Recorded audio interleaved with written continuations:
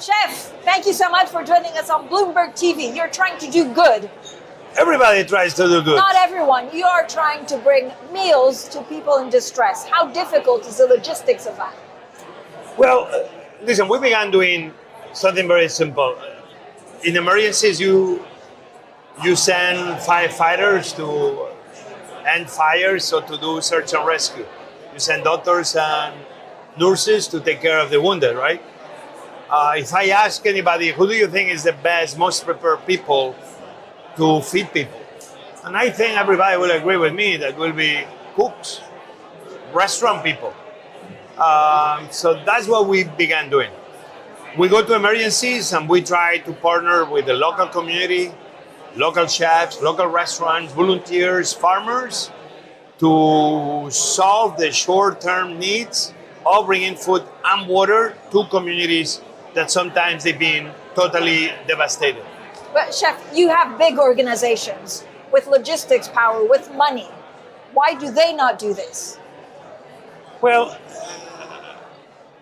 I do believe that in the humanitarian front, we need more specialized organizations in the same way we've seen in the last 20, 30 years with startups, solving problems or creating new opportunities to the needs of people.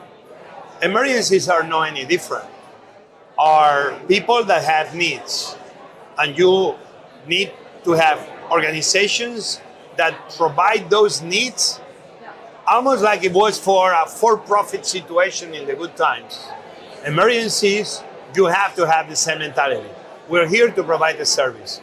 We are here to support the governments, to support the mayors, to support the emergency organizations, but more important, we are here to support the people. When a tragedy happens, that's a matter how prepared you are. If the emergency is big enough, everything goes upside down. We saw it in Haiti 2010 with the earthquake. The entire government very much was destroyed. Sometimes countries or mayors, they lose the quick power of solve the problems because themselves are going through chaos.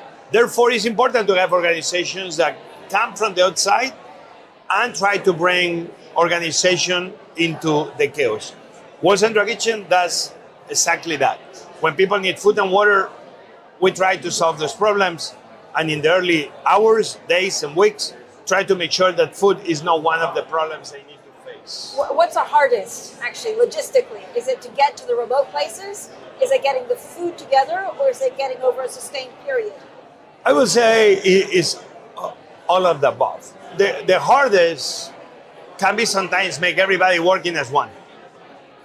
Because you can have 20 little organizations, everybody independent, sometimes doubling down, going to the same communities, but forgetting the ones that nobody's going. But this is the least of the problems, because when you have boots on the ground, the people with boots on the ground, they adapt every day to the circumstances. If you need helicopters to go to one place, and for some reason, they shut down the helicopter operation, sometimes because a government decision, sometimes because weather. You need to find plan B, how you're going to deliver the same meals to that location. You see, things are going to be changing every day in emergencies. What we do is we don't plan so much, but we adapt every day. Chef, a final question on sustainability and food. How does cultivated meat, how is it part of this? You're one of, I think, the first restaurants to get certification for cultivated meat. Is this a future of food? I've been supporting any company that is trying to bring new solutions in how we're going to be feeding humanity. I am a guy that supports small farmers, small fishermen. I adore to support those people. They are the heart and the DNA of who we are.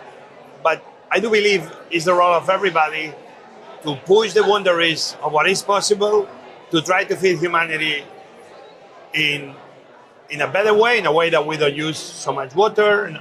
So supporting cultivated meat in my restaurants is only a way to, not to say I am not supporting small farmers, but on the contrary.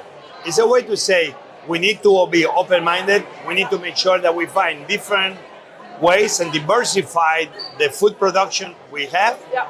Planet Earth is only going to get, with more population, before we know, we're going to get to 8-9 billion people. We are going to have to be very creative in how we produce water, in how we maximize the use of the water. At the end, everything is water.